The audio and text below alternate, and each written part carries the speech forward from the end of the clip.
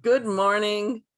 I'm Sherry Cummins, the Michigan Women's Marketplace and WBE Services Coordinator for Great Lakes Women's Business Council. I want to congratulate you for being a certified women business owner and for stepping out today to learn more about how to utilize that certification. Today, for the first time, we are bringing you a new format. Normally, we do this on GoToWebinar, and it's usually just myself. But today, we are so fortunate to have a new format, and we're going to talk to you more about that in just a moment. It's called Maximizing Your Certification, and we call it Toolkit 2.0. So we encourage you to use the chat feature today. This is where you're going to, anytime you're in a chat on a Zoom, put your company name, your name, information in there so people can contact you. We are a group that embraces each other, and we can do business to business with each other. So we start here, and that's our first lesson today in marketing, is to put your information in the chat. Also, we are going to manage our questions that way today. So if you have questions, please put them in the chat. We may not get to all of them today, but we will answer all of your questions post-event if they are not answered, because I will go through all of the chat and ensure that your questions get answered. We have a very special privilege today. I want to introduce you to our Toolkit host today, Denise Booms-Peppin. Denise is the president and CEO of CBI Telecommunications Consultants, and they increase telecom and energy efficiency while reducing costs and frustrations. She's been WBE certified for several years, and she now serves on the board of Great Lakes Women's Business Council. We're so honored that she would do that, because when we get feedback and leadership from you, our WBEs, that helps us to service you better. She's been involved on a volunteer level for many years, supporting other women business owners.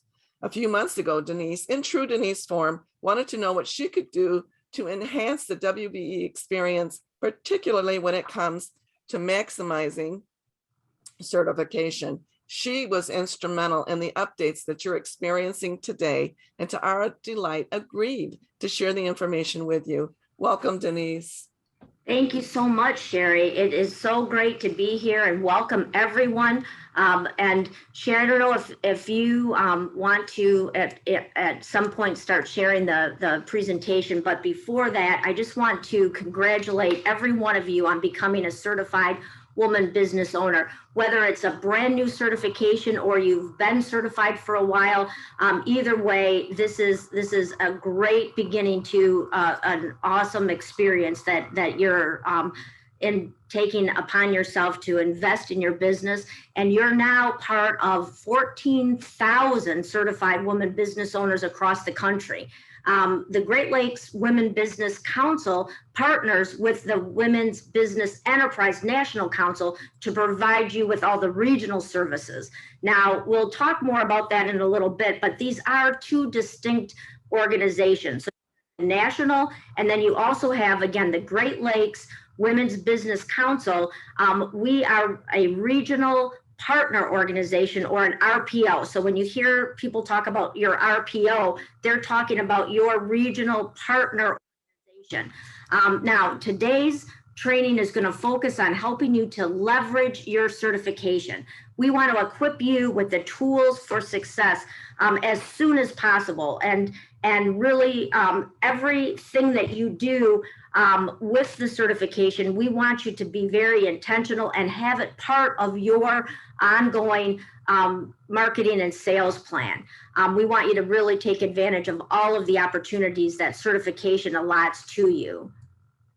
So again, so as we're going through this, today's agenda, just to share this and kind of prepare you for everything that we're going to go through today, a lot of information. Please don't feel like you have to take a ton of notes because we will be sending, as Sherry mentioned, we will be sending this presentation out. But today we're going to go through the value proposition, the high level. You know, what does your certification really mean, and where does that benefit you as the business owner, but also why is it that these large corporations are so interested in doing business with you? So we're going to really explain that value proposition. Then we're going to share with you the role of the supplier diversity professional. Now, that is really the gatekeeper, the person that is really going to hold your hand and help you along the way with this journey. But there are things that they will do and things that they won't do. So we want to really get into explaining that for you. And then we're going to give you the actual 7 steps to maximizing your certification. When we're done, you're really going to have everything that you need to create your marketing plan, your business plan. And the best way for all of those companies out there that you want to do business with, we're going to make sure they know how to get a hold of you.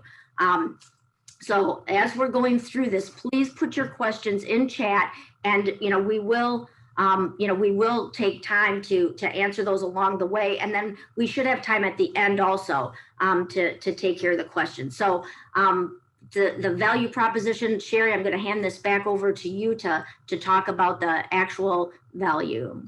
Thanks, Denise. You bet. And what is the value proposition? By the way, it attached to one of your emails that you just got this morning is the handout. So if you want to follow along with that, and otherwise I will send it to you post-event as well. So you're, like Denise said, don't worry about a lot of notes. So what is the value proposition, and why do we have supplier diversity in business today? Well, the largest customer in the United States, who might that be?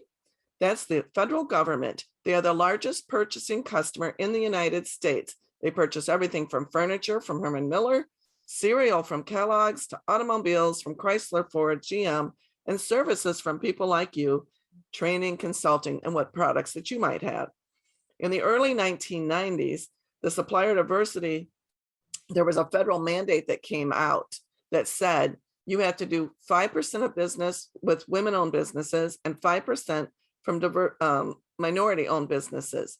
So what did that mean to Chrysler, Ford, GM, Kellogg's, Herman Miller, and other corporates?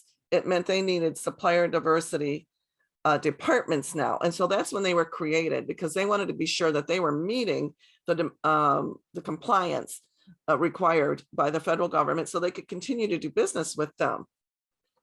So then we have the supplier diversity professional. And why did the federal government create that mandate? To level the playing field so that everyone would have an opportunity to do business. Now, that was the response that the corporations made because they needed to continue doing business with the federal government. But guess what? They found out that these programs identify and engage qualified, diverse suppliers to create mutually beneficial business relationships. But they also found out that major corporations discovered that women make 80% of consumer decisions and they influence the other 20%. So now the business model at these corporations evolves past the mandate and around doing good business, a vendor base that resembles their customers, and that's smart. So Denise, you want to talk to us about those supplier diversity professionals since you've had a little experience with them? Yes.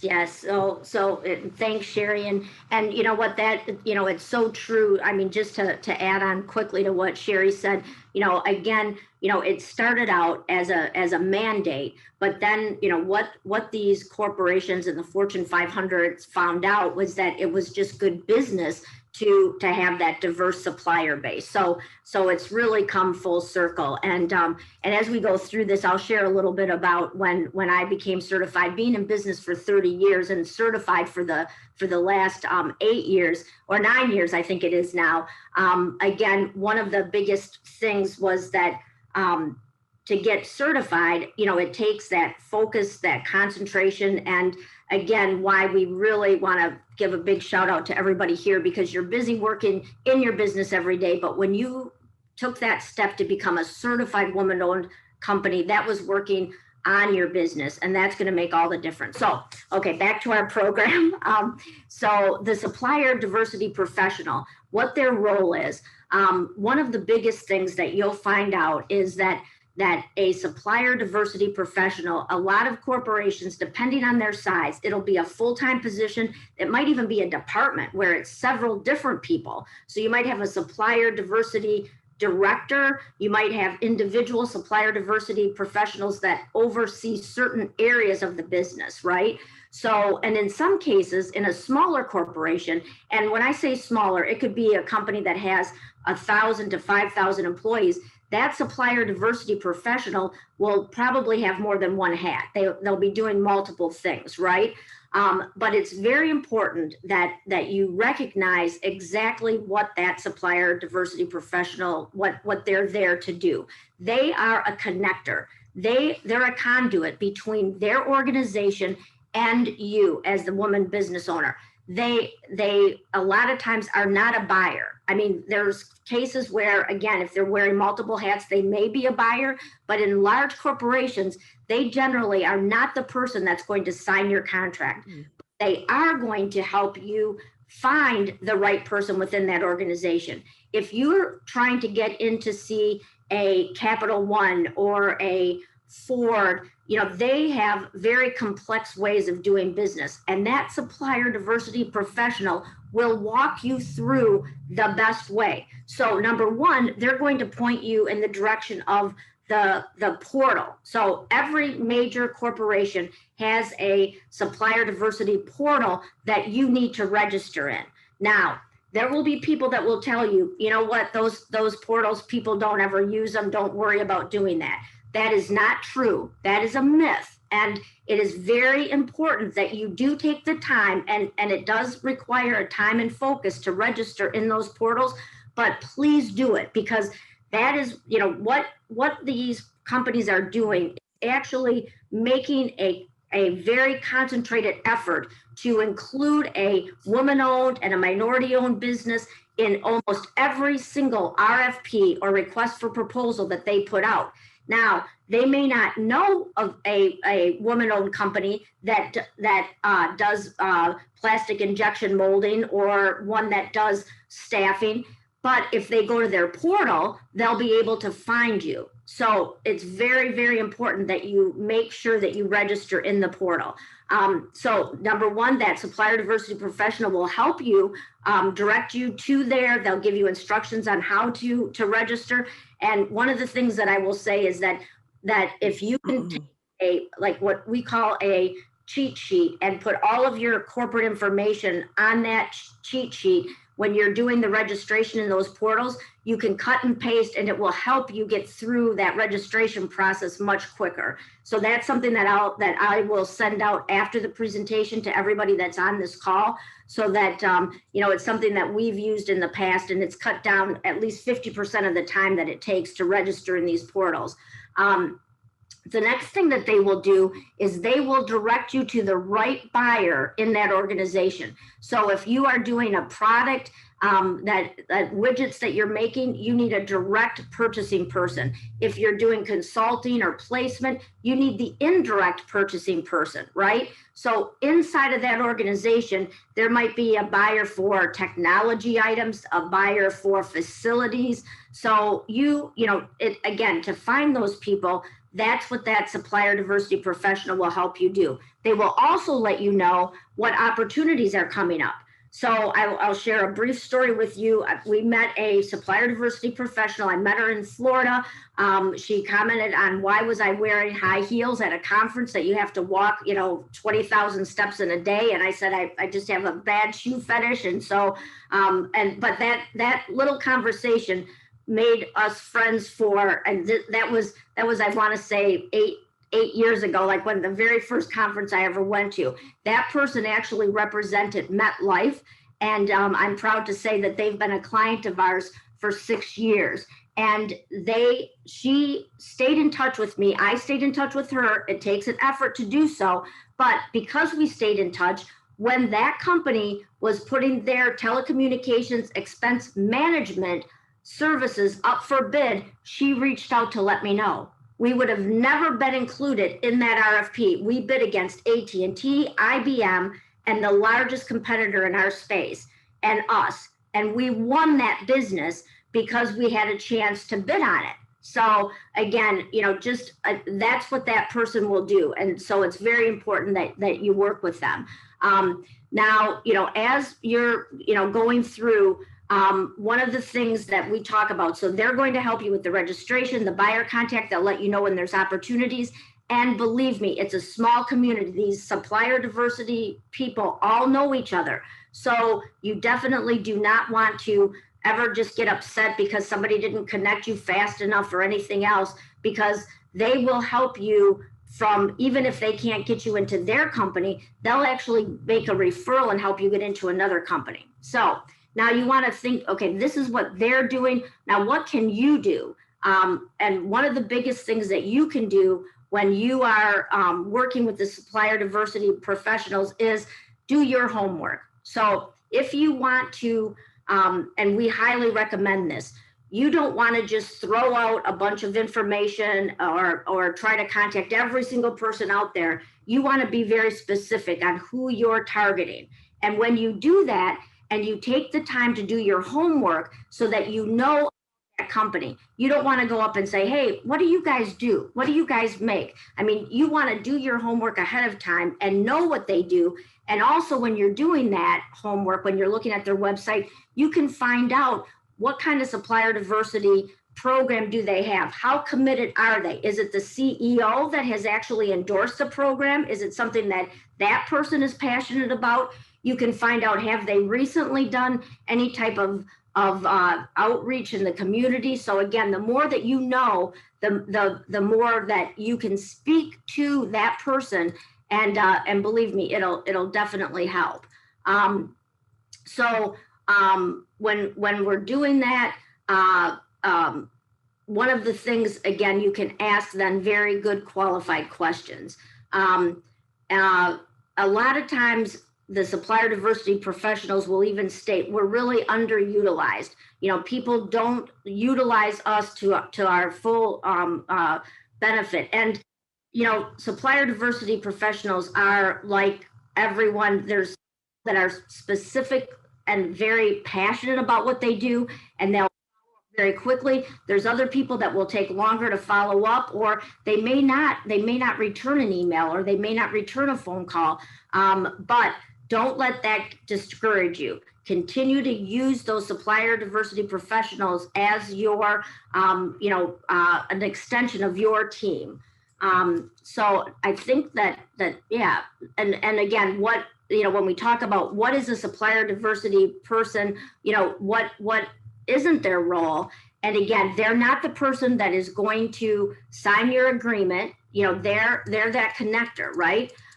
Don't get frustrated or angry if they don't get right back to you right away, because they really do get, in some cases, inundated with, you know, tons and tons of emails, etc.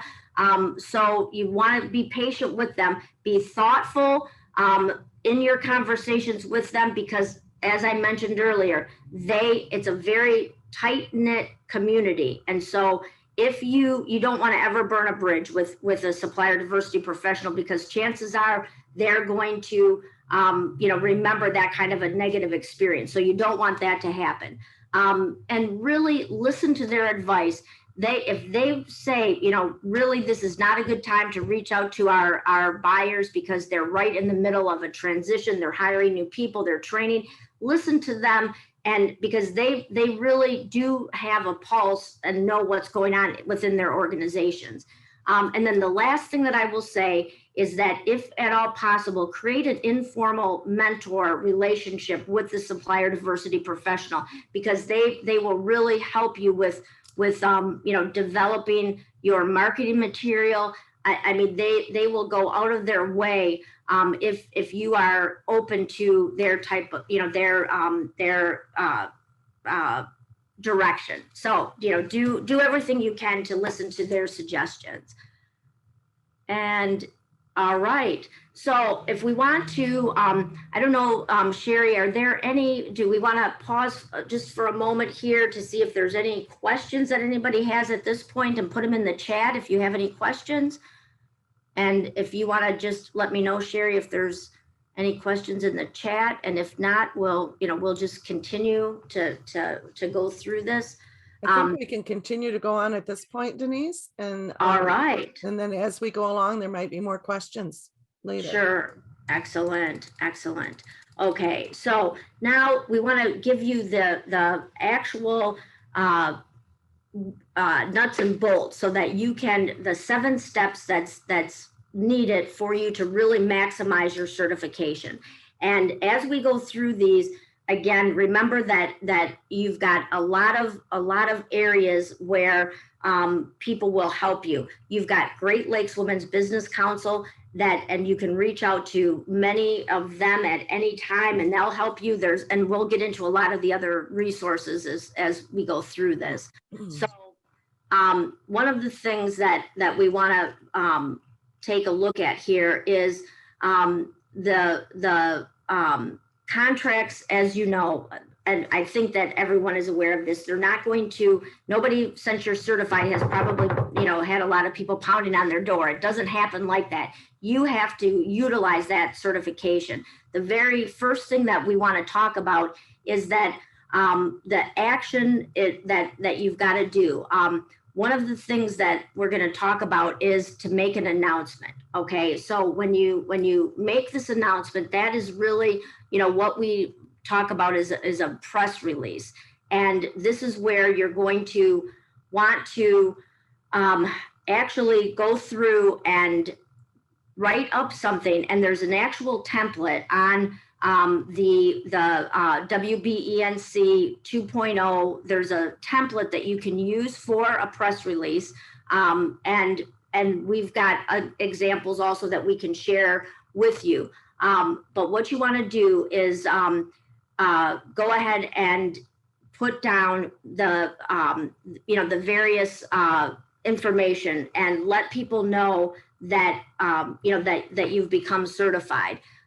Michelle Richards uses an example that we love to share with people is that, when you get a fishing license, that's fantastic. But if you just take that fishing license and you frame it and hang it up on your wall, you're not going to catch any fish, right? So with that piece of paper, it's fantastic. It gives you the right to do a lot of things, but now you got to put that to action, okay? So you want to be patient, build the relationships. We're going to help you with the marketing. We're going to help you become visible, and you'll start to see those doors open, but it all takes time. So now let's go through these 7 steps. The very first one is, and if you can go ahead and advance this there. Thanks, Sherry. So the very first one is that press release. And this is where we're going to want to go ahead and use this. We recommend that you write it up and ask for a quote from Michelle Richards. She's the CEO of the Great Lakes Women's Business Council, and she would be more than happy to give you a quote to put into your press release. Now, this, the press release should show your capabilities within your company, as well as legitimize your certification. So, when we talk about that press release, where do you put that? You've got a lot of business, there's like in Grand Rapids, there's the Grand Rapids Business Journal. So you want to push it out to there. You want to put it on your website.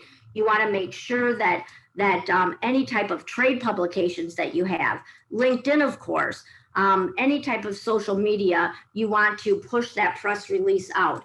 And again, one of the things that we will do is send you a sample of a good press release. So, and you can send it to the Chamber of Commerce. They'll a lot of times put that out there. And even if you've been certified for over a year or several years, you can still get a lot of benefit from creating a press release and then focus on the fact that you've been certified for 5 years or you're, celebrating an anniversary. So again, we're talking about making sure that press release is on your website as well. Okay. Then next, what you want to do is make sure that you are promoting that certification to your existing customers. So one of the biggest things that you'll find is that, oh, and look at this. This is our certificate that Sherry put in there. Thank you, Sherry. So one of the things that again, if you've been in business for any length of time, you already have great clients established, And those very clients can take advantage of reporting the spend that they have with you once you're certified. The other thing that you'll find is that they will reach out in some cases, or if you're proactive, you'll be reaching out to them, letting them know, and they'll ask, what other services do you offer? Because they want to build that spend. So if they're spending $10,000 a year with you or $100,000 a year with you, they'll want to grow that spend. So definitely promote that certificate to your existing clients. One of the things that happens is that each year when you renew your certification, you'll need to resend that to clients. So you'll want to put that into your business processes so that you're automatically sending your updated certificate out. Again, you're going to want to make sure that the local press is aware of your certification. You'll want to make sure it's on your website. And as you're promoting that you are a certified woman business, you might also, if you make a point, if you have a program where you reach out to do business with other women or minority-owned businesses, then you have your own supplier diversity program, and that's something that you can promote on your website as well. And you will be surprised at how many companies will now ask you, I mean, since you're a certified woman business owner, do you look for, certified women business owners to do business with? And that opens up a whole nother area that you can do business with. There's women business owners that have companies that are hundreds of millions of dollars. They're large companies, they're medium sized, they're small companies. So depending on what kind of services that you have, you want to promote the fact that you're a woman business owner amongst, not just the large corporations, but amongst other women business owners. Okay, so important, and then, okay, so we've covered all of that. And Sherry's going to remind me at some point to stick to the script, I think, but we're gonna make sure that we keep this going and cover everything. Now, one of the things that you're gonna want to do is go to, again, the WBENC website. It's a fantastic resource, and they've got every logo that you can download in every type of form. If you want to put it on screen printing, if you want to use it for any type of giveaways, if you want to just make sure it's in your email signature, they have all of the different up-to-date logos that you can download for your use. What you'll want to do is make sure that you're using the correct logo. So if you are in the retail space and you have a product, then you want to use the woman owned, because that, and correct me if I'm wrong, Sherry, but that's for if you have a product that you're putting on the marketplace or a product that you want to have that on your label. Yes, actually, the reason there is that logo is that Walmart discovered that 90% of female consumers went out of their way to purchase women-produced products. So they were instrumental in working with WBENC to develop that logo. Have you even seen one? I know that we travel with our friends on cruise, and we bring each other gifts because we actually met them on a cruise, so they're from different states. And they got Brad, someone got Brad something, and the guys, they don't seem to notice things as much as we do sometimes. And my guy doesn't. So he actually, this is how recognizable that logo is. And I'd only been with Great Lakes WBC for a few months. He turned his item over. It was still in the packaging. He goes, look, he saw the women-owned logo on the back. So if you're in the retail space, this is what you want on your packaging. People do notice it. I ran in one day to Walmart to get groceries during COVID, and I said, let's go over there and get some. And on the way, I see grandbaby clothes, and I pick some of those up, and there, lo and behold, is that women-owned logo. Can you use it if you're not in retail space? Some do. It was created for the retail space, so it's really pretty and it's recognizable. So yeah, thanks for asking, Denise. Yeah, thanks very much, Sherry. And again, it is really amazing when you think about, corporations like Walmart really getting behind, the women business owned, and making that very intentional that they want to help the minority and women business owners. So again, on the, with the logo, where do you use this? Use it on your business card. Make sure that that's showing there.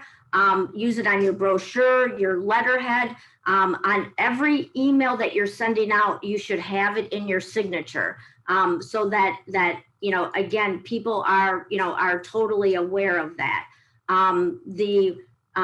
Again, social media. There's a lot of places, on your bids, on your, when you're responding to a request for proposal, you want to make sure that that logo is on there. On your invoices, when you're sending out an invoice, you're asking people to pay you, remind them, that you're that woman, certified woman business. So, as you're going through, here's some examples of again, placing that in a prominent area.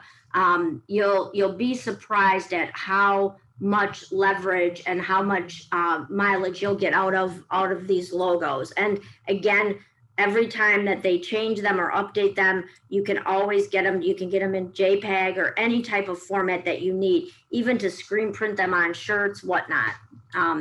So that is fantastic. So now we are getting ready to talk about one of the most important tools that you'll be putting together. And to do this, I'm going to turn this back over to Sherry, because she is the guru on capability statements. And I've not seen anyone as passionate as her in explaining it. So I'm turning this back over to you, Sherry. Well, thanks, Denise. I guess more than anything, I'm passionate about it. So I just really like to talk about capability statements. If you are a business owner, you need a capability statement. They are also called one sheets. Even writers and people in entertainment, they have a one sheet. And so that's important. But in your case, the buyers are going to be looking for specific information. You want to make that as easy as possible for them, because guess what? If you're at a conference, they only have about 400 of those sitting on their table from all the people that walked by. So we're going to talk more about how you can make yours stand out in a moment. But this example does have what you need in a capability statement. The inversion does include most of the information you need to provide the buyer what they need. But again, if they're collecting 400, 600 of these at a meet and greet or a conference, which pile will this one go in? Maybe you should add a little color. Maybe you should make it really easy for them to find the important things they need to see. So what needs to be in a capability statement? Number one, the buyer doesn't want too much information. They only want what they need, because this is not the purpose of a capability statement. And I'm going to relate pitch to it because it has the same purpose, is only to get you the meeting that you're looking for, to take you to the next step.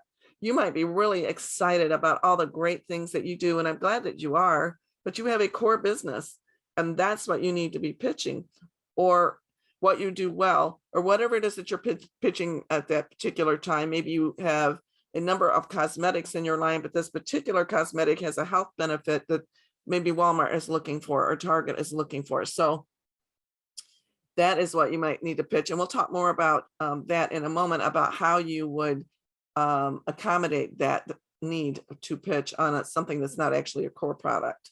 You need your logo. Well, the first and foremost, you need it to say capability statement large, where they know exactly what they're looking at, because they could be handed a number of documents that say something else or mean something else. And you need to let them know, this is my capability statement. Some folks want to hide that. You can't hide that. It is what it is. That is the title of your document. Your logo needs to be visible. That is you. And you need to put it there for them to see. Your specific contact information. And Denise and I were talking about that earlier. It is okay for you to say, for instance, you have a salesperson that's going to the meet and greet. You need, the salesperson's name can be on it. That would make sense, because they're the person that's meeting at the buyer table, shaking the hand. but you also can include the owner or founder's name because that is who the business belongs to. And you need to be visible on your document.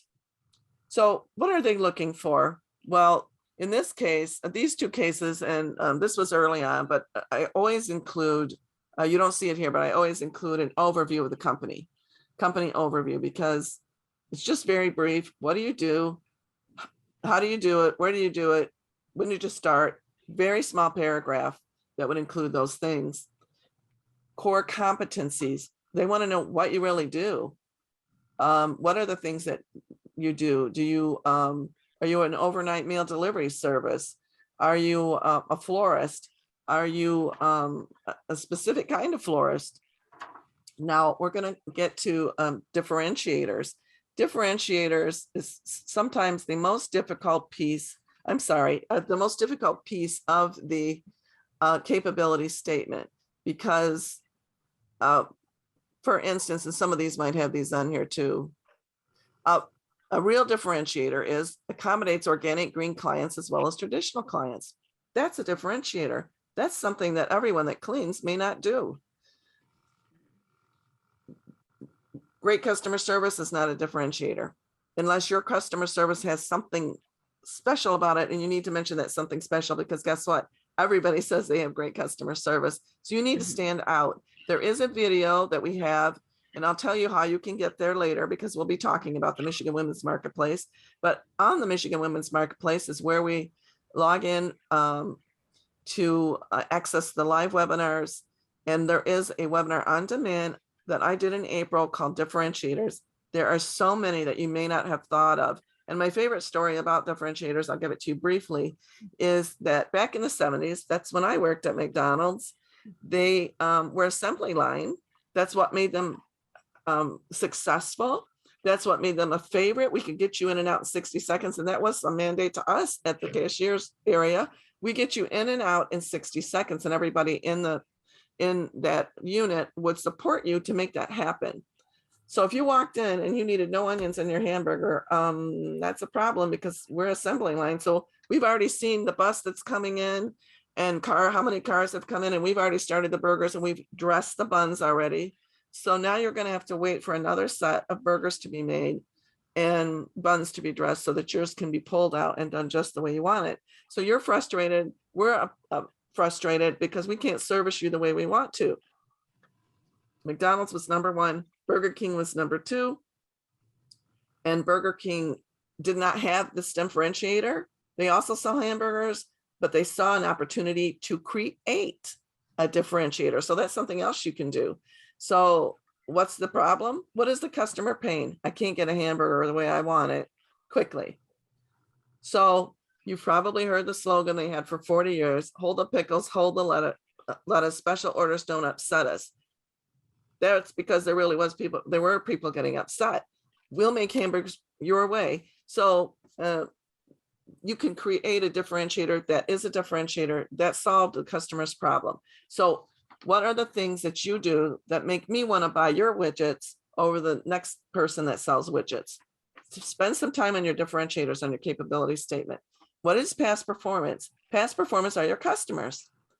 That's simply what they are. If you don't have customers, I did have one person that had a canned food item that didn't have specific customers, but she showed her product at several large shows, and you had to be admitted into those shows. So that, in that case, worked for her. We will help you with that. So you can let me know if you need help in your capability statement. You need company data and Snapshot. What is that? That's your NAICS code, your other codes, your cage code, your DUNS number. In this case, if somebody put the structure of their corporation, you don't necessarily have to do that, but that's making it easy for the buyer to find your information. Certifications, not associations. Certifications, unless that association is really above and beyond, like I belong to Meeting Professionals International, I would not list that unless I was going to a buyer that needed to know that. My associations would not be on the capability statement. However, my certifications would, and if you have the logo itself, it's much better than typing out the logo that you have the certification. And add a little color, a few pictures, a very neat appearance. Remember, you're making it easier for them to read. Make it you, make it interesting, make it simple. And if possible, make it one page only. Now, we are going to take a look at Denise's capability statement. Thank you, Denise, for sharing that with us. Yes. You see 2 pages here, but if you'll look on the left, that is Denise's capability statement. It's lovely.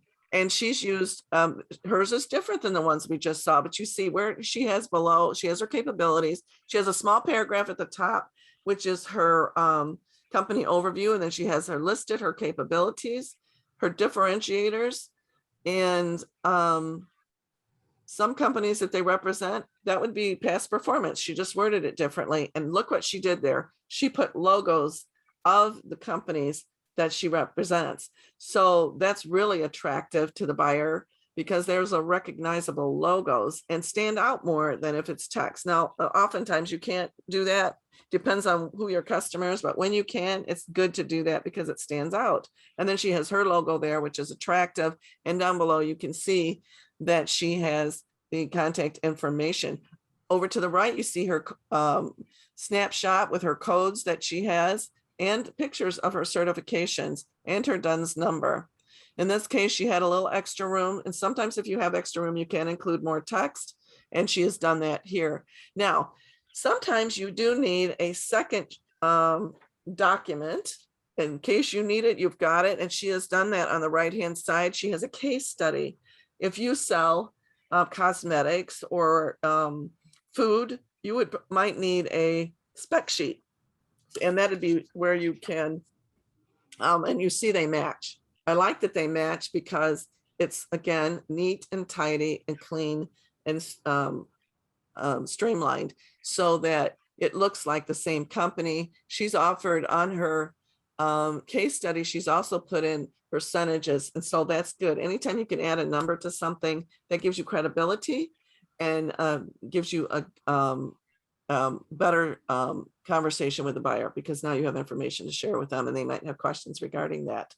So one side capability statement, on the right, you've got that second document you may need when you have that conversation with the buyer. And Denise, thanks for allowing us to take a look at your capability statement. No problem. And I will say that we are in the process of like actually taking some of the words out and because one of the things from sitting in on a lot of the ongoing seminars and whatnot is that, we're very proud of this capability statement, but it is, 4 or 5 years old. And so it's time for us to kind of, bring it up to that, that 2.0.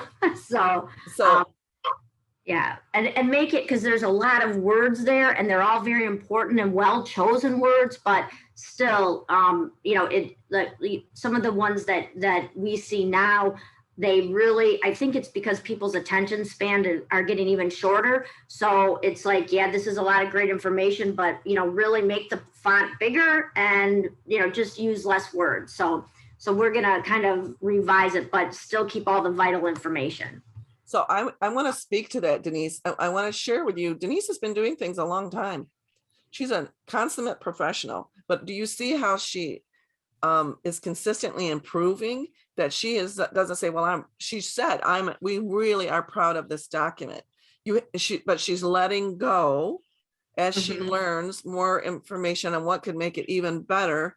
And that's a trait that's really valuable, particularly in those conversations with your supplier diversity professionals. Hang back, listen, learn, apply.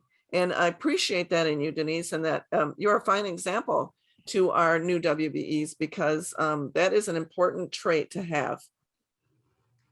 Thank you. So as we're moving on with the step 4, so to speak, which is really learning and utilizing your WBENC portal. And the reason that this is so valuable is that it literally is a way for you to prospect, to see, what is available in that supplier diversity community. you're able to search in this portal because now you are part of this exclusive membership. So you get to go into this portal and you can literally search contacts to review for potential opportunities. And an interesting fact is that out of the Fortune 500, 300 of the 500 are members, they are listed in this portal. And so not just the company name, but an actual person, an actual information to reach out to these people. You can go in there, you can review their website under members, you can select the few corporations that you want to start to prospect and begin to do your research. Remember what we talked about, to just do a blanket campaign to 300 companies is not necessarily in your best interest, because you want to be more intentional about who you're targeting, what type of services are they looking for, and you can find a lot of that information out through this WBENC link. This is also where you're going to go, different seminar, but this is where you're going to go to recertify as well. So once that certification is coming up, but as you do your research, you're going to want to visit the websites. You'll want to get registered in their portal. When you go to these conferences, now again, right now, everything is virtual because of the pandemic and our last 18, 19 months that we've been dealing with, everything is virtual. But when we are able to go back to having conferences, live, as soon as you go up to one of these supplier diversity professionals, they're going to ask, have you, first thing I want you to do is register in our portal. And when you can say, you know what, I loved your portal, it was easy to use, I'm already registered, that already puts you a notch up in their eyes, right? So you can use this as your go-to place to start to investigate and to start to prospect. You'll want to see if they've got those statements about, their supplier diversity goals. A lot of times, you're going to be able to find out that in 2022 they want to increase their women-owned businesses by this much.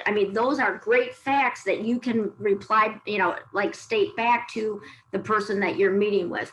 And again, is it the CEO that is really behind it? Is it the members of the board, the chairman of the board? Whoever it is, be sure that you find out where that connection is. This will really show you how serious that corporation is when it comes to their supplier diversity program.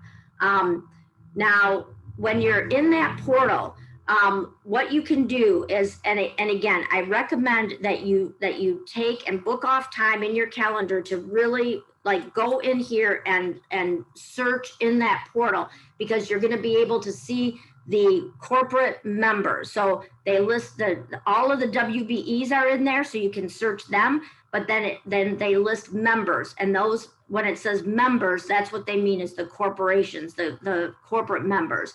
And that'll give you access to their portals. You can research, it'll give you their websites, it'll give you how to participate in supplier events. And you want to make sure that you participate in your regional events as well as the national supplier diversity events.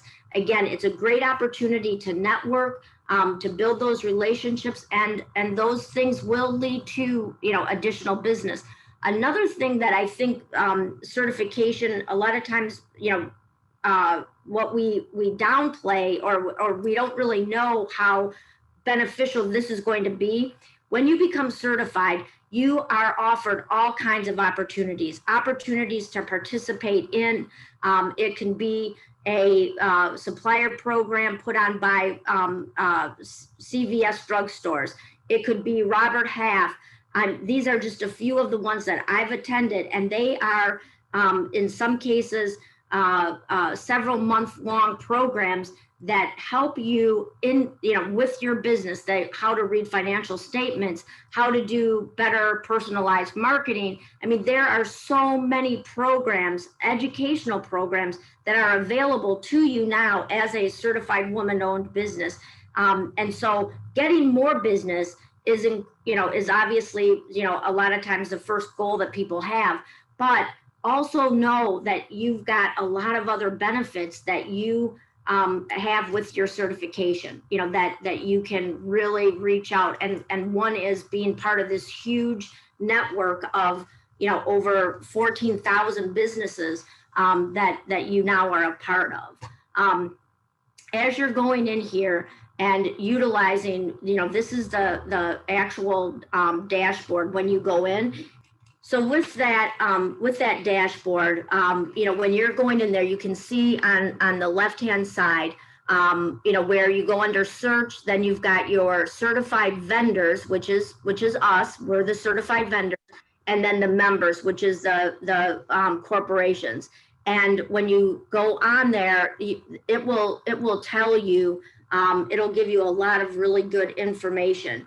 I've actually got it pulled up over here, and I mean the you know, you can see like Abbott is in there. Okay, so if you want to sell to a pharmaceutical company, it lists Abbott. It lists their main, you know, their website. It gives you their Supplier Diversity portal, how to get registered. It gives you information about them, and again, it gives you a phone number and. You know, so this is valuable information that is right at your fingertips.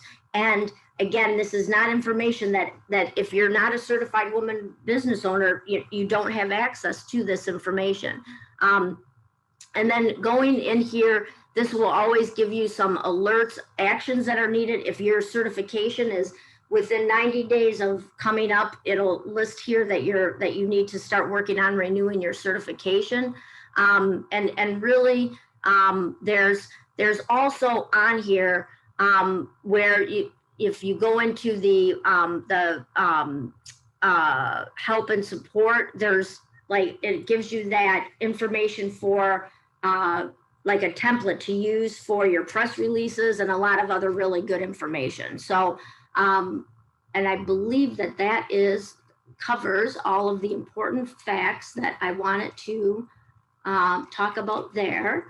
And so now, again, in 2021, WBENC is hosting several events virtually. And these, again, when you visit the website and sign up, you'll receive the emails so that you don't miss anything. So it's really important that you make sure that you register for that, because those are opportunities to participate in pitch contests, meet and greets, education like we talked about, and of course, networking. It's a tremendous opportunity for you to gain exposure to other women business owners, as well as the corporations in the WBENC community. Sherry, I'm going to let you talk about some of the success stories that you're very intimately familiar with, because these are very exciting. Thanks, Denise. And I'm sorry about what happened with you. I figured it out. We're all good now on the screen. And I'd love to talk about the successes of our WBEs. And we have these two wonderful ladies here, so much to say about them. But that's what happens when you get involved, is we get to know you and we help you to get there. Tiffany Klingensmith is she owns Unconventional Solutions, and she did her homework. In the very beginning, she was part of our very first Mentor We group that was sponsored by Ford, a cohort of 10 women business owners that received assistance from mentors. And so she ended up at one of the conferences as a result. She was gifted that, and she asked for an introduction to the Supplier Diversity representative, who invited her to an event to learn more about doing business with that corporation.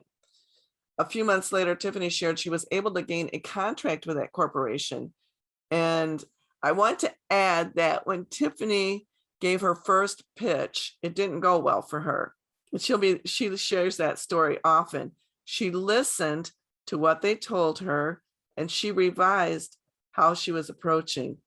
So then she got this contract with a corporation, and when asked to service another state, the corporation asked how long it would take to create an office in that state, and she said 1 to 2 months. So she made it happen. Tiffany is an example of success because she listened and researched, she did her homework, and she applied the advice that was given to her. and she has had instances where she's had to stand up because she is a woman in the industry in which she is. She offers the training that sometimes these individuals who are doing the work, mostly male, need to have the certification that she's offering through her training. And even though she's the trainer, she has had to stand up sometimes and say, I'm the trainer and I'm giving you the training, and this is how you're going to get your certification. So we have support for you when you have to stand up, when you have to learn to be strong. We teach you how to do that as well. And we have, again, people like Tiffany who'd be glad to offer you support in that, because we are a close-knit, though we're large, we're a close-knit organization. If you seek help, we'll give you help. And your other WBEs will embrace you. Haith Johnson. Well, Haith initially felt that her certification association and her regional partner organization, being us, were not helping her after she got her WBE. And then in early 2020, she had very few dollars left in her account. So she nearly lost her business. So she revised her attitude. She reached back out. She says, I need you. And we helped her. And she learned and she participated and she related. And today her product is in Walmart stores nationwide. She began with a Facebook Live. Someone says, you need to sell she sells wigs, the host hair and wigs, and she sells them. She also donates to women and children who do not have hair as a result of disease or breast cancer. And so she got involved in her community as well. So she gained respect there. And she did this Facebook Live. So now she became alive and became known and viral. And her product is in Walmart stores nationwide. How did she get there? She got on the portal at Walmart and they sent out an invitation, and she accepted the invitation and she followed their directions for what they were looking for and how they wanted the information presented. And she got this opportunity to be in their stores. And now it's nationwide in a number of Walmart stores, the hair care products for those wigs and for your own hair. She was also the Great Pitch. She was in the Great Pitch competition at our annual conference last year. And she followed directions, but when it came time, she was so passionate when she delivered her pitch that the passion won the pitch. So she was the grand prize winner of $2,500 donated by Dow at the 2020 The Great Pitch competition. So the competition is closed for this year, but that gives you plenty of time to prepare for next year. It's an excellent competition. I want to share that when you have opportunity to participate in a pitch, you get lots of visibility there, and you can see here that Haith had success in doing that. So it's proof positive that being engaged and active makes all the difference. And I look forward to sharing your success story in the future. Yeah, that is so that, and again, it is just amazing the things that you can make happen. But again, no one is going to knock on your door. It really, step 6 is super important, and that is to participate in your regional partner organization. So in this case, it's the Great Lakes Women's Business Council, and I may be a little bit prejudiced, but it absolutely is one of, well, probably the best RPO in the country. And it's really a lot because they are very vested and passionate in helping you succeed. And, that's something that you're going to hear us talk about. But, this is an organization that really puts their resources behind that. So it's not just a bunch of talk, it's action. So there's the Mentor We, which is one of the things that I'm involved in. And as Sherry mentioned, the first one was in the construction industry. And the people that participated in that mentoring program, every single one of them not only gained business out of it, but have formed these lifelong friendships that, from that organization, from just making that commitment. Does it take a lot of time? Yes. I mean, it's like a 12-month commitment, and you're meeting every month for 2 hours. So it's a big commitment. But when you put yourself out there and you're willing to invest in that time, whether it's the great pitch competition, whether it's resource clinics, whether it's attending the upcoming in September, the Great Lakes Women's Business Conference, you know, that does require time and effort. And there is a cost involved, very minimal, but there is still a cost involved. But it's making those types of effort and becoming involved that makes all the difference. That's when you have these opportunities to do one-on-one matchmakers. So I can share with you that in our own, again, in the Great Lakes Women's Business Council, we've got excellent corporate members, Lear, Ford, Chrysler, Herman Miller. I mean, there are so many awesome organizations that support the Women's Business Council, and they reach out when they need any product or service. And when you have these big conferences, there's an opportunity for you to meet one-on-one with those buyers. And so if you don't attend the conference, you don't ever get an opportunity to meet those people. And, you know, there's, again, right now we have virtual conferences, but they still go out of their way to give you that opportunity to meet and to have, you know, one-on-one time. So I can only say that, again, by participating, by putting yourself out there, by volunteering to help out is where you will find the organization giving back. And, you know, Sherry's going to be able to talk about some of the other programs that the Great Lakes Women's Business Council offers. But again, there's a lot of exciting benefits to just being part of this organization. And so, Sherry, I'll turn that over to you. I'd like to add about, thank you, Denise. I'd like to add about the Own Your Future, the business conference coming up at the end of September. I believe it's $150. It sounds like a lot. And at this time, it might be for you. If you need, if you want to attend, let us know. It is very, there's so much to it because there's a networking piece. This is your chance to become visible because you can only be visible if you're attending. The chat room is very active. The networking piece, you go over, you click this little area. Your profile's been updated because you did that because you want people to know who you are and what you do. And you get into this networking, it's random. You don't know who you're going to meet. So someone you might be afraid to actually stand up and shake hands with through this random. Now you're in front of somebody that might really, you never know. You really never know who you're connecting with, what it will lead to down the road, whether it be a solopreneur WBE or a corporate member or someone that's a friend of the Great Lakes Women's Business Council. We do have one question, Denise, before I go into some of the events. Is there the ability to add access to additional team members to WBENC link for the website, WBENC link to research? Yes, yes. And actually, when you go into, you know, to manage your profile, you can add so that, like in our case, for example, our main director of finance, she has access to go in because she does a lot of the updating on things. And then also our salespeople, we can give them access as well.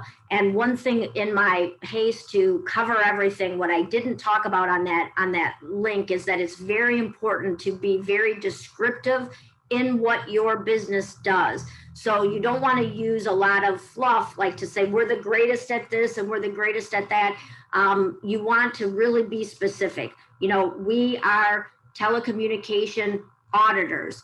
We optimize your telecommunications spend, and that, you know, and then we'll use words like your mobility, your cellular, your data, you know, like actual, you know, use the words that people are going to search. So when you think about somebody looking for your company, what are they going to search for? And that's the words that you want to have in your description when you fill that in. So thank you for the question. Whoever asked that, it was a great question. And that also reminded me that I missed that part, which is very important. So any other questions, Sherry?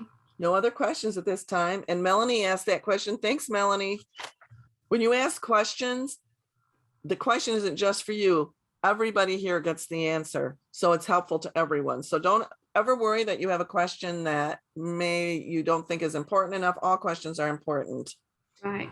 And hey, Sherry, I wanted to mention, and I'm not sure if this is accurate or not, but like in my notes, I had down that the cost for like when it was in person, the cost was like closer to what you had mentioned, but the virtual one, and maybe this was it says $50, but maybe no, but it's the 150. Maybe that was because the early bird special was $100. But talk to me if you're interested in going. Talk to me, and we'll see. We'll get that ironed out. And that is another thing, is that one thing with the Great Lakes Women's Business Council is that if you want to get involved and you think that you have some roadblocks, whether it's trying to free up your time or the financial part of it, they will work with you to just plow right through those roadblocks and help you out. So, don't be afraid to reach out for that assistance. I will tell you that we had been trying to, again, we were in business a long, long time. We had called on Lear for years and years and years, and we were not able to get an appointment. And we went to one of the events, and it was at a matchmaker. It was just at a round table where you had you had 90 seconds to tell what you did. And the supplier diversity professional from Lear happened to be at one of the tables that I had an opportunity to talk to. And he said, you know what? I heard we're trying to cut cost. Let me get you an appointment with our director of IT. So we get in this meeting, and this director of IT, after we go through everything, said, this is fantastic. I wish you guys would have reached out to us. And I said, Dave, I can't believe that you don't recognize our name, because we've been trying to reach you for 7 years, but he all of a sudden was super excited about what we had to, because he took the time to listen. So again, if it wasn't for being present at that event, we wouldn't have ever had that connection. And they've been a client now for years. So very exciting stuff. So that's important. And I've had something similar to that happen in my own life. Don't give up. Keep yourself active. And if you really think that customer is the one that should be your customer, don't give up. But make sure you do it in a professional way, but don't give up on the right opportunity. So right now we've talked about Own Your Future conference. And I'm going to check here to see, I'm not sure if I've mentioned all of those. We do have an Own Your Future Bootcamp series webinars, and they're all free to follow up. First one's tomorrow, research and homework. So take a look, and I'll tell you again about Michigan Women's Marketplace later and how to get there if you're not already there, and register for those. We have some great folks that are following up on a forum that we did to prepare you for this conference. And even if you're not attending this conference, any future buyer meetings that you might have. One event that we have in person, we hold it 3 times a year, and once in Indiana, once in Southeast Michigan, and once in West Michigan. But now we're doing it virtually, and it's annual for the moment, is Exec We. Now that's made specifically for you. Of course, you can bring your team, but it is an executive level training program, and it's designed to take you to the next level. And we have a keynote speaker. We have breakout sessions where you're able to interact. That's another marketing opportunity, because you're becoming visible and building relationships in these breakout sessions. Again, the networking tool that's in the platform that we use, and always we have inspiration. We started out with inspirational music. We get you pumped up when you come in. Sometimes we get a lot of chat going right before we start, and we continue that chat. It's just one of my most inspirational events that I've attended is the Exec We, and last year it was called The Power of We, Coming, Working, and Rising Together. So there is a cost to that. $75 is the cost in person, but last year we did it for $50, which is a half-day session. It's just unreal how much you get in a half day there. Now, if you're a WBE, When we have in-person events, we have 4 areas: Central Indiana, Northern Indiana, Southeast Michigan, and West Michigan. And each of those holds a forum, which is a few hours on a morning in person. And we bring you great speakers. There's some networking, just time to come together, ask questions, learn. And each one holds 1 a quarter. So that's 16 in a year. If you really wanted to go physically to them, you could. Now that we're doing them virtually, we have come together. So what's the nifty thing about that? We're doing 1 a quarter, but the Michigan and the Indiana people are coming together. So if you weren't able to travel to Indiana or Michigan, wherever you're at, now we're doing it online. So we have 1 more this year coming up. And we want you to save the date. It'll be sometime in November. But now that you're on our portal or the WBENC link, you will be receiving the date of that. We just held one for Own Your Future Boot Camp. And so we'll be holding another one in November or December, the date yet to be determined. So those are free. What's offered in those is amazing, and they're free to you. We have opened them to the public while they are virtual. We have a new program that we started in 2021 called We Succeed, a deeper dive into connecting with other women business owners. It's a smaller setting. You get great training. You learn from women who have successfully leveraged their certification. You learn the building blocks to procurement. The next one is September 28th. So it's part of the conference. There is a $50 fee to register, but if you're going to the conference, that $50 fee will be a part of the conference. And it's 1 to 3 p.m. It's a Succeeding in Marketing in a New Era. And your presenters are corporates, successful WBEs. You are put into breakout rooms, and you have a follow-up peer group. So you're not getting just that time on that day. You're also getting time after the event to continue learning, to continue discussing with your peers, to continue networking. So it's just an exceptional opportunity, a higher level. Now, Module 4, Succeed with Corporate America, includes a second piece called Corporate Communications. And that is, I think that they're looking to try and do that in person, and we'll see what happens there. But in any case, you are welcome to register to come to that. And that will be on the Great Lakes Women's Business Council site, which is www.greatlakeswbc.org. And that's where you'll be registering for We Succeed. And that would be under certification.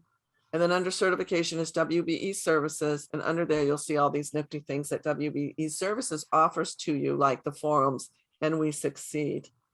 So Denise, if we're going to go to some of these events, we need to know how to prepare for that. That's right. That's right. And the most important thing is to research the companies that you want to target, and what we want to go over with you what you need to know. Okay, so step 4 in really utilizing your certification is to do your homework. We want to make sure that you're prepared to talk to the corporations that you're interested in doing business with, so that you can absolutely take advantage of that time that you're there with them. So by being prepared, you're going to make sure that there's no opportunity that's wasted, so to speak, right? Do your homework, and that means that learn as much as you can about the company and the seriousness that they have about the supplier diversity and inclusion of women suppliers. Visit their website. Don't forget to register in their portal. And here are some questions that you should ask yourself in your studies. Do they have a full-time dedicated supplier diversity staff? And if they do, get to find out who they are. And it's always good to reach out and invite to link to be linked in with them. Those are important things to do. Is there a process for diverse suppliers to register as a vendor. So again, a lot of times when you meet a supplier diversity professional, the first thing that they're going to say is they're going to push you over to register in their portal. If you've already done that, that gives you that reason to go to the next level. So in other words, you know, when they're meeting a lot of people, they say, okay, did you register in our portal? You say no. They go, okay, here's the card and the instructions on how to register in our portal.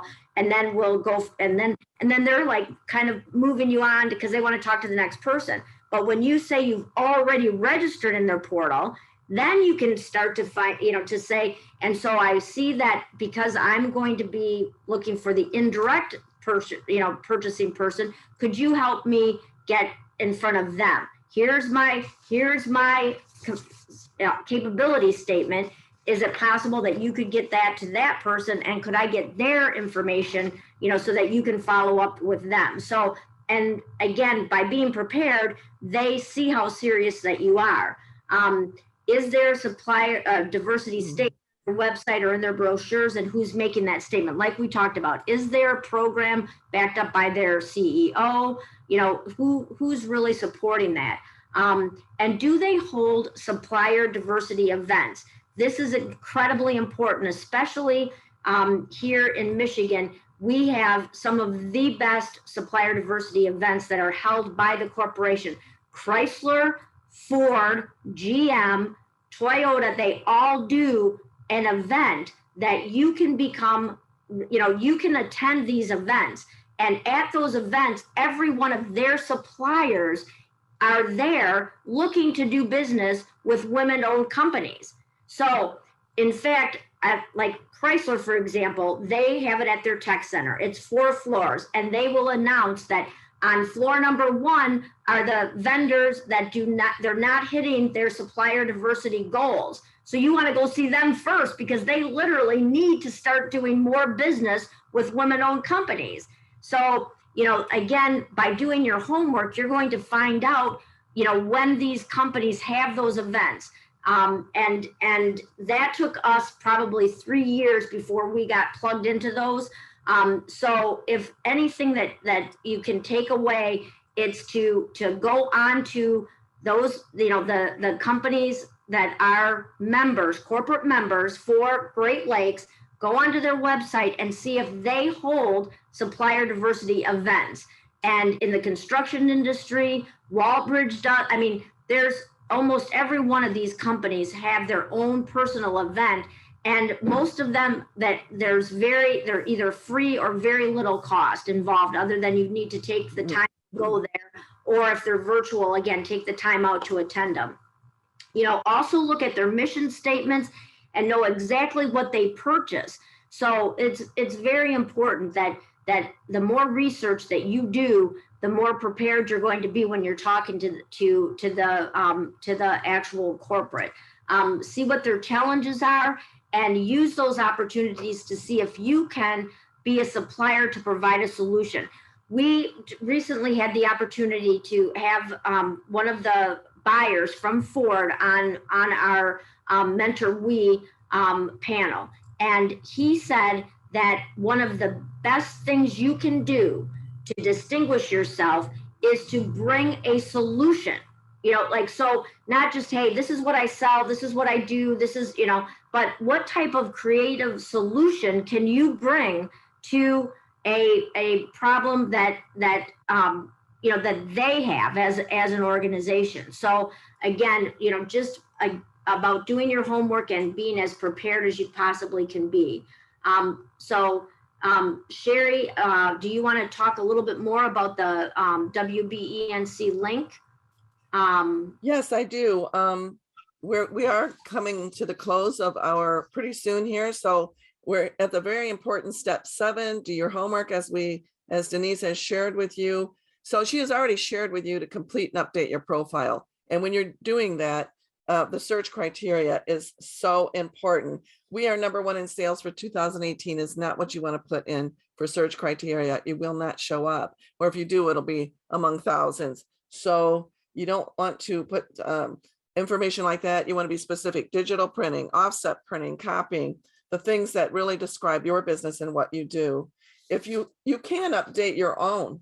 So when you come to that place, if you find it difficulty, reach out to the certification team at Great Lakes Women's Business Council that helped you with your certification.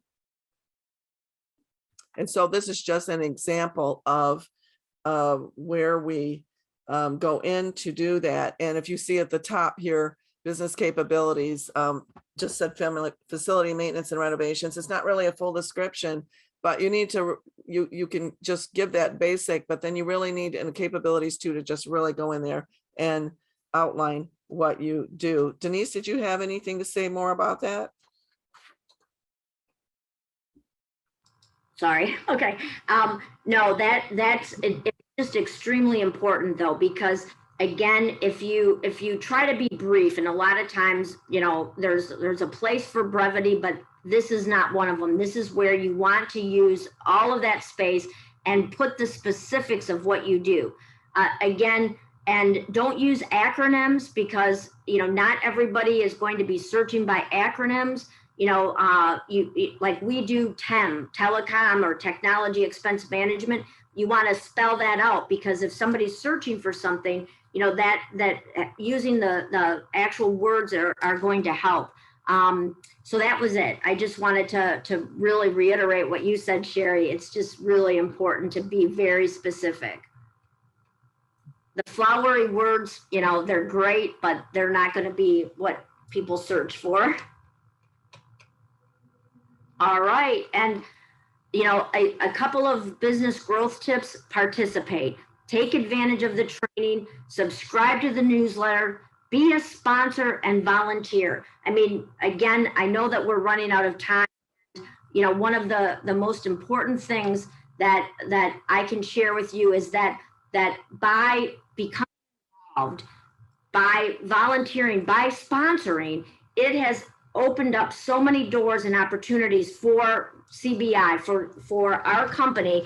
And again, from a personal standpoint, the friendships that that I've been able to make, and the growth that it's helped even with our salespeople. So, you know, they have, you know, training that we put them through, industry training and whatnot, but some of the training that they've received by attending the conferences that Great Lakes put on, it's been very instrumental in their growth. And of course, that is related back to us and success from them bringing in companies like Capital One and you know, just again, a plethora of corporations that we would not have had the opportunity to meet had we not been present.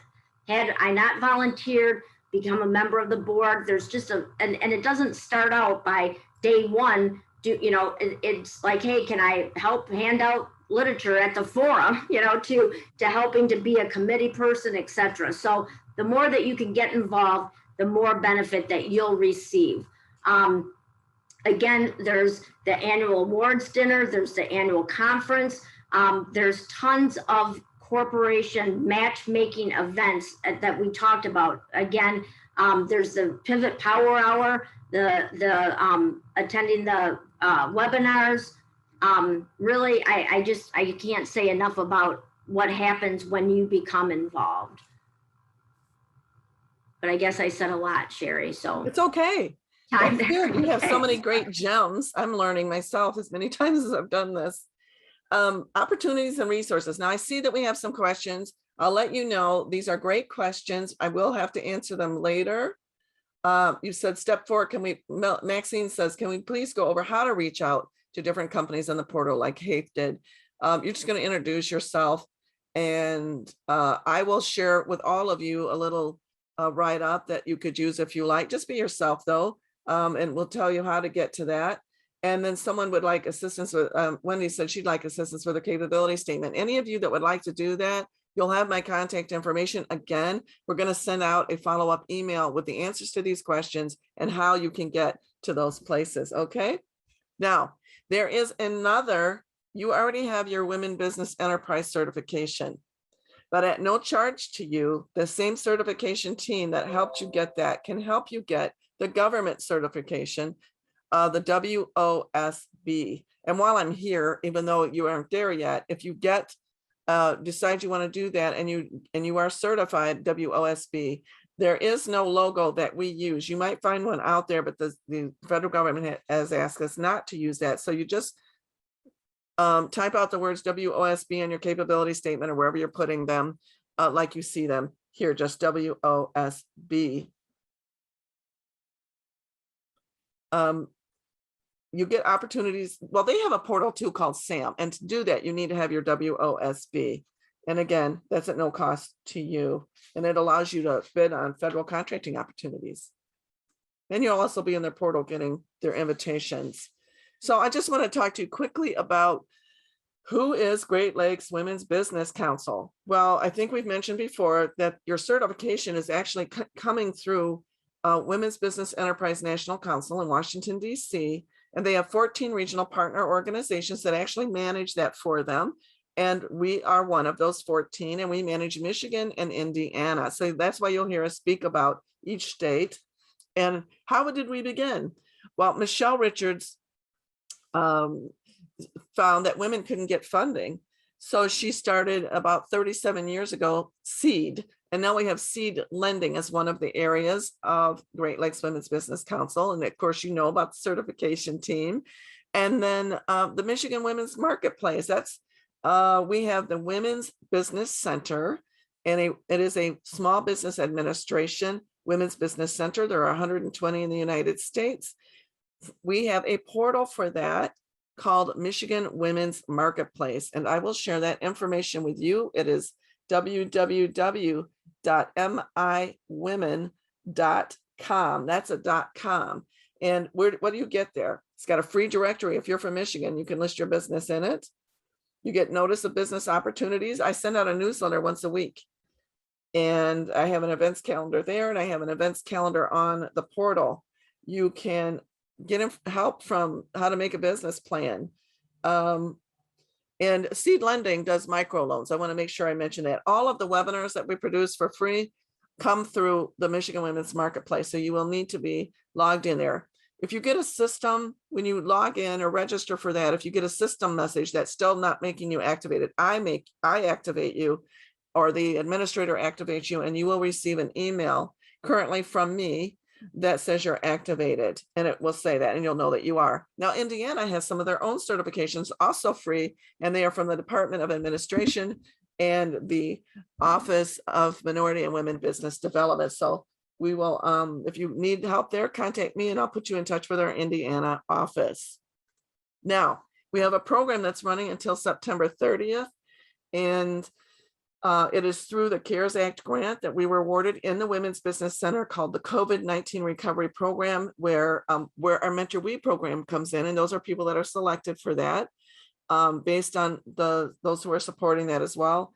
Web-based training, which is through the Michigan Women's Marketplace, and we have one-to-one coaching, and we pay our coaches through that CARES Act grant. So you have no cost to that. This is something you absolutely, if you have been impacted by COVID-19, you need to reach out and do that. And you'll find that on the Great Lakes WBC.org site under Women's Business Center. So we want you to stay connected. I'll just show you our connecting information here, and you will also have that in your inbox. Just check the reminder to attend today, and you'll see that you have that handout. I'll also send it again, and then you can stay connected also to Great Lakes here. And again, we will provide this later. I'm going to stop the sharing right now so that we can just answer your questions. Does anyone have any questions at this time for Denise or myself? And I want to just thank everybody for joining. I know that a lot of people already have 10 o'clock meetings, and commitments that you need to drop for. It was really a pleasure to be able to share some of this information. And if there's any feedback, good, bad, or indifferent, please share that, because that's the way that we get better and better at this. So I already know that if I have to listen to that recording, I'm going to be horrified that I rambled a little bit, but I just really thank you all for your patience and your attention throughout this. And again, with that contact information, if there's anything I can personally answer, please don't hesitate to send me an email. I will be more than happy to have a conversation or, exchange any information that you feel would be helpful. Thank you, Denise. And as far as everything you said was a gem. So we appreciated what you've offered today. Thank you so much for what you've done to bring this into a new realm for the toolkit. I think it's much more full of wealthy information, and really appreciate that. So we've enjoyed presenting this to you today, and we want you to be as successful as you can be. And I think by now you know that it takes work to be successful. We will have an evaluation going out for today. We will answer those questions that I think would be best answered if I could provide some more specific information to you on how to do that. And thank you again for attending today's WBE Toolkit training. And we look forward to supporting you in any way we can. And thanks for your patience as we end today's program. Bye, everyone.